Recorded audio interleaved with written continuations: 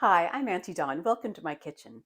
Today, I'd like to show you how I've cut down on my use of my gas stove. We've all recently become painfully aware of the health impacts of using gas appliances in the home. I've been living with this for a while. I came down with asthma back in '09.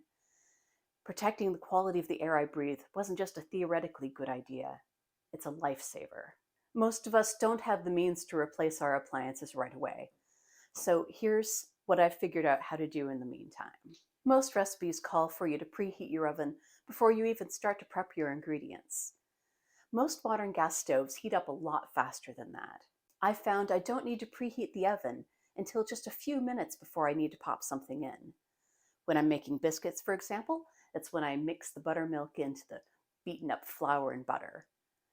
With roasted veggies, it's when I'm most of the way through chopping them and have yet to oil and salt them. In your kitchen, try timing how long it takes your oven to come up to temperature. Then you can fire it up just when you need to, saving you fuel, electricity for the vent fan, exposure to gas fumes, and the sound of the vent fan. We can work the same trick for heating up pans on the stovetop. Use an instant read thermometer, like this one, to tell when the cooking surface is up to your desired temperature. For most recipes, that's probably going to be 350 to 400 degrees Fahrenheit. This has been really useful to me in getting both sides of my griddle the same temperature, even though they're on different burners, and also to protect the seasoning on my cast iron. My insulated electric kettle also helps me cut the time my stove is lit.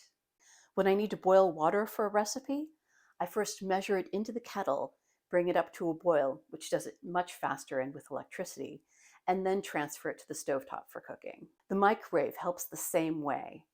When I need to bring stock or a refrigerated ingredient up to temperature, I just pop it in the microwave until it's hot. That both makes it easier to get it out of its container and also means it needs to spend less time on the gas. Giving potatoes cold from the fridge a few minutes on the defrost setting means I need to spend less time boiling them on the stovetop. Two other standalone electric devices have really helped me cut down on my gas use: my electric pressure cooker and my electric rice cooker.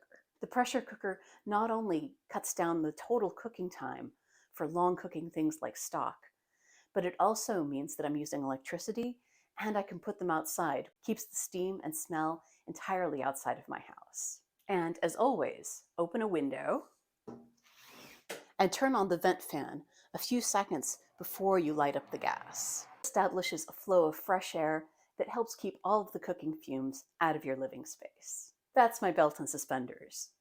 My duct tape is a good quality carbon air filter set in the corner of the kitchen by the window. I set it to eco mode, so if the air quality drops, either because my neighborhood air quality did or because what I'm cooking is producing so much particulate that the ventilation can't keep up, it'll start blasting clean air.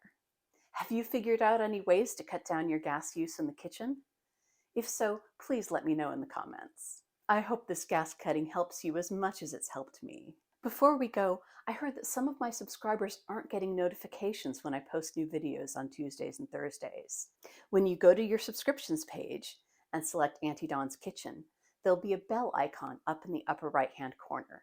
If you click that, then every time I post something new, it will show up in your notifications feed under the bell icon at the top of your screen. See you next time for Chicken Gem Soup.